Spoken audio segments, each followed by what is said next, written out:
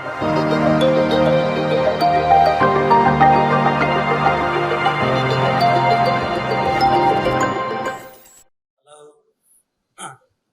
Alright, I think good morning to everyone. I was quite excited about, see quite a lot of the technology leaders over here, and I think, got connected with some of you guys last week. So, for the people who do not know me, I'm actually Jia Yee. You can call me JY. I'm the Kenanga CTO right now. Today, I think just now you heard from the MTech representative also talk about how big the data center, hyperscale data center is being invested, and most of it are actually in Johor, right? And today, from my topics is basically change a little bit to the cloud, and I'm actually going to talk about from the consumer perspective. Okay, so before we start, right, I hope you guys have a good breakfast, and you guys can enjoy yourself for the rest of the half a day sessions. Today I will going to cover. All right. The topic I would like to really cover is on the modernize to maximize for cloud adoptions in enterprise organizations. And what I'm going to cover today is specifically talk about how to improve our agility when we bring the system online, as well as how do we able to optimize the expenses while we all as a consumer, we doesn't really like to maintain a very big data center. But we have the demand. We have a lot of the business ongoing. We still have to put in our system into the data center. So how cloud actually able to help us into the topics, right?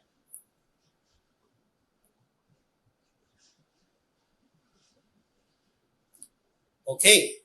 So these are basically the topic I would like to cover, right? I think first of all, I would like to cover a little bit on what's the cloud adoption approach. There are quite a fair bit of different approach, right? But the only challenge is really about what is the most effective for your organizations. And that is where I will go in to cover a little bit more. And the second topics is we'd like to talk about a little bit on the application rationalization. What do you really need to consider when you really need to migrate your applications, or when you build the new applications, what do you really need to consider?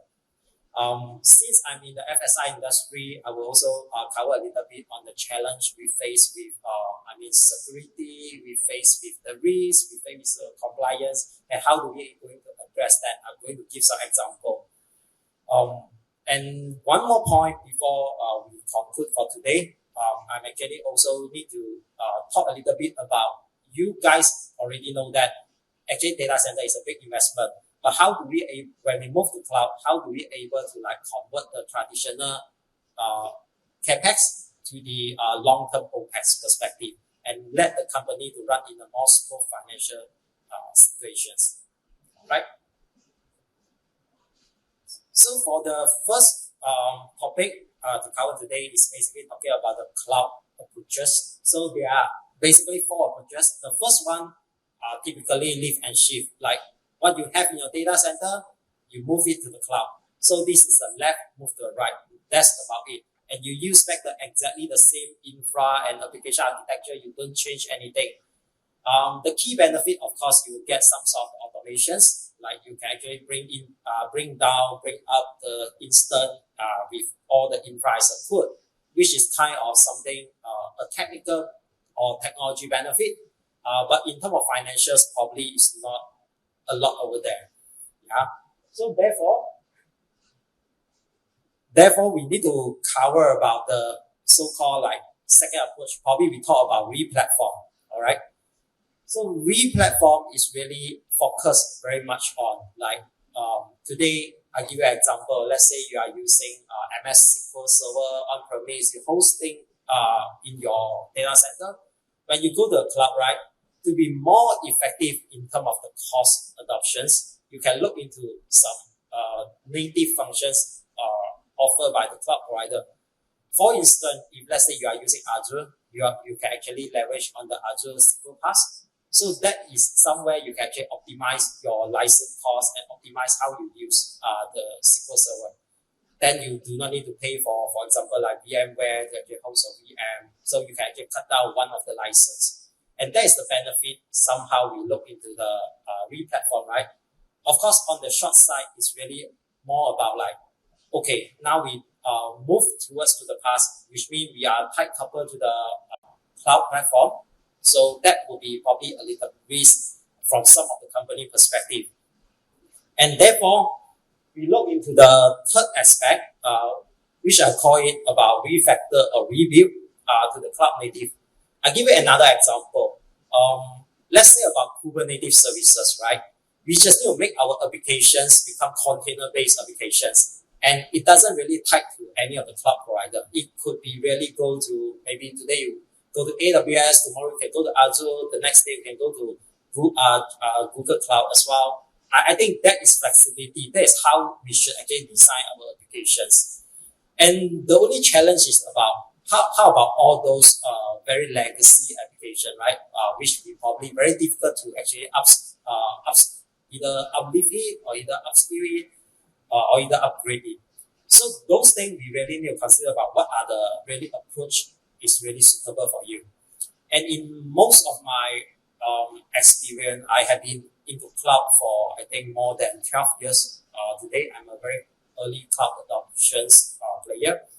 So I'm actually encourage everyone to go with the last approach, which I call it as hybrid. Okay. Hybrid is really like combination of just the three approach I just actually cover four as well, right? And that is really the better recommendation for any enterprise company. I mean, if you are talking about today, you are from a startup company, you have a lot of the new things, great. Then you can actually do the best architecture, go with whatever you desire with. But if you are in the enterprise company, most of the time you are not able to do that. And you really need to consider hybrid as part of your strategy. There's also some of the questions being asked last week in another conference, asking about, hey, how do we consider about whether should we go with single cloud, multi-cloud technology? I'm going to cover a little bit at the end, just to facilitate the discussion as well. All right. Okay, going to the next page, right? Just quickly bring up the slide as I also running out of time. So application rationalization, why is play very important into cloud adoptions? First of all, I think just now if you hear me correctly, as in an enterprise company, right, we have a lot of the old application. But a lot of the old applications, even though it's your core banking system or it's your back office system, actually there is an opportunity for you to consider whether do you need to rationalize it. When I say rationalize, it could be, build a new one. It could be decommission. There are a lot of different strategy, right? So typically I classify as 6 of these. Either you rehost it, re-platform it, refactor, retain, retire, or replace it. So all the approach have different benefit. Give you some example, right? So for when I think last 2 years we have quite a challenging hit by the COVID. We have a very challenging financial economic situations. So those people are actually looking into more cautious in terms of spending. Then we look into a lot of the opportunity to refactor, instead just do a lift and shift like we host, right? So that at least give slightly better benefit within the last 2 years. And some of the people also doing that, for example, like open up new functionality, like get people to actually access remotely. So those are some of the things we can rationalize it from the application and infrastructure perspective to see how we can actually make our applications become better. And this is actually quite important in the sense that it's mainly because of if you don't rationalize the application, think about it. Every year, as all of us know that all the software cost is going up. And also the currency is also kind of more expensive today compared to 3 years ago. So that you definitely will incur a higher OPEX. If we never rationalize what we are doing, I think down the road 5 years, you will see at least 20 to 30% increase to your OPEX cost, even you don't do any change.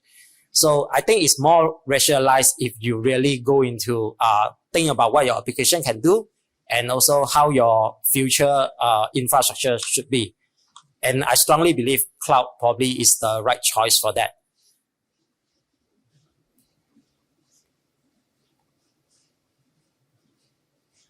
Okay, so to talk a little bit about security, risk control, and compliance. All right. So cloud security, of course, is the most important point to actually protect your data and applications. And typically, I think if you rely on today the cloud provider, right, they would actually tell that they have all sort of the security, and in fact, they are keep on added on additional features to cover all the either data or either the infrastructure. But would that be really sufficient? I think this is really, really subjective. Depends on where you are and what's your company's strategy look like. I give you some example, right? Let's say today, AWS, Azure, they provide the firewall to you, right? So it's a single level firewall. Whether that's sufficient to you, I think typically if those people who are maintaining data center, they know that most of the time they have two different layers data center. One protect the DMZ, the other one protect either a bastion or internal.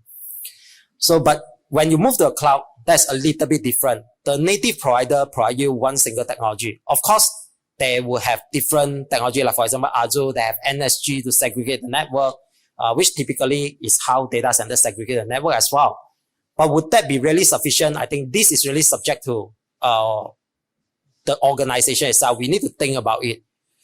Especially today, I think in FSI, we are a bit cautious about our data. We concern about PCI, PII. So we will definitely look into a more stronger point. How do we able to protect those data? As the solutions, just give some example, right? Maybe we can look into the third-party SaaS solutions, like maybe Palo Alto, we can put in a firewall. Just an example, don't quote me. I'm not favor to any of the parties, but it's more towards about giving you guys an example. How should we actually look into when we go into the adoption from the security perspective? There is also the other part I would like to cover a little bit on your data residency, right? I think for a lot of the industry, whether the compliance allowed or not, I think we still have a preference. We want the data to be resized in the same country. And thanks to also just now when you heard about MDEC, we have quite a lot of new investment coming into Malaysia, set up the public cloud data center. Azure is one of that. And we have, I think, some of the China player already here for many years. And I think in the recent news, you heard about also Google Cloud is coming in very soon in 2025. So those are really one of the area we can consider about. Today, we probably hosted our application in Japan, in Singapore, or in Australia, right? Even Hong Kong, wherever is it, the public cloud, more common data center. But in the future, whenever we have our stronger data center over here, then we will actually look into migrate the data, come back to Malaysia. At least you can secure all your data within the country. That is actually something I think quite important as in the FSI industry as well. All right.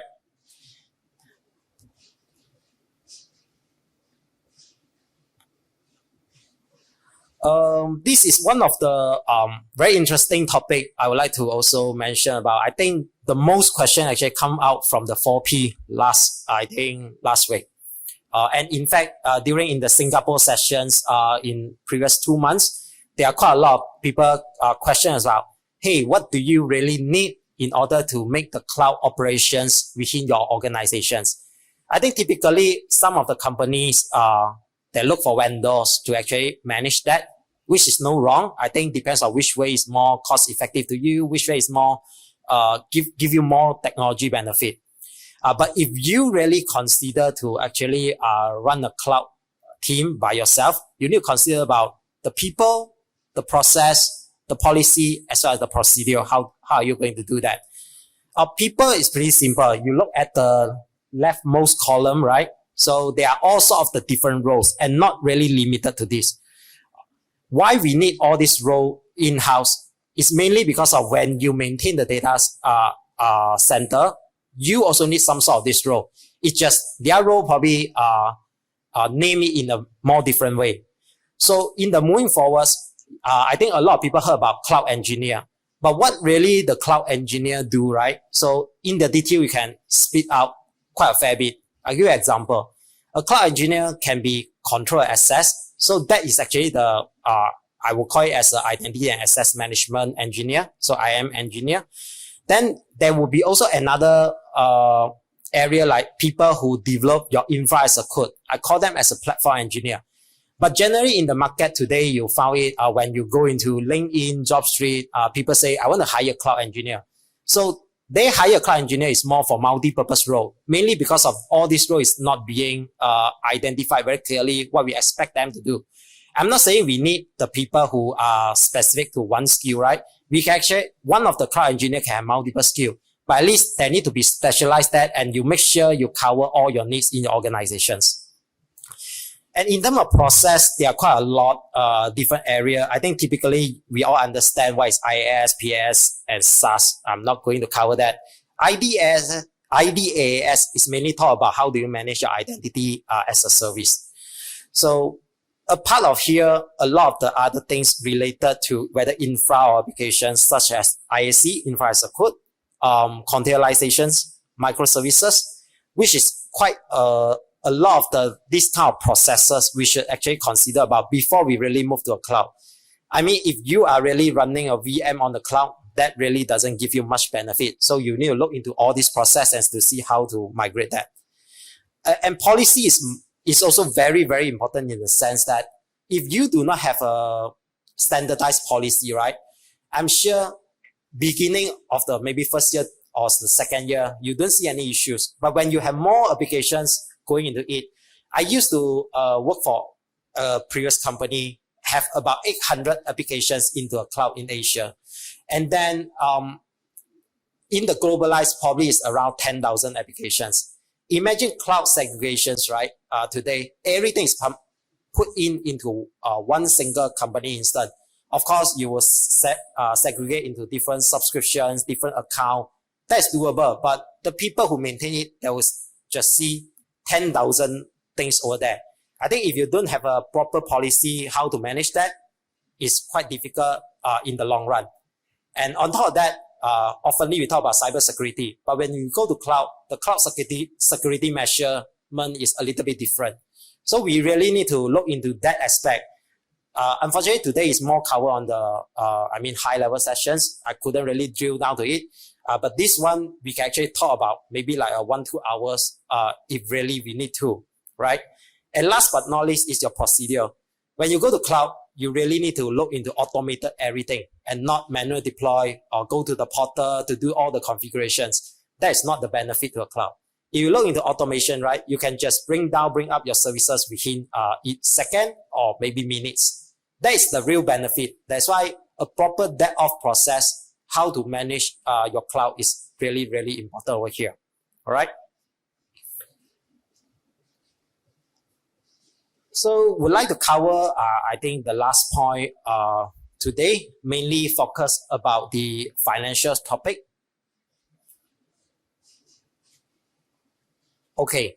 So this is mainly talking about shifting away from the traditional CapEx to the OpEx. And why do we really need to do that, right? Upfront, I think I assume all the technology leaders here would understand what is TCO. So you can actually see that when we buy a hardware, easily it's a 5 years TCO, and we need to really estimate about like the 5 years expenses. Of course, if you only look about the hardware itself, I would able to upfront to tell you that data center definitely is much cheaper if you only look at hardware perspective. So we cannot really do a simple calculation just as like taking the data center cost and compare to the cloud cost. I think that's not make sense. But we need to look into the technology benefit, what cloud can bring to us. Like what I mentioned about the infra as a code.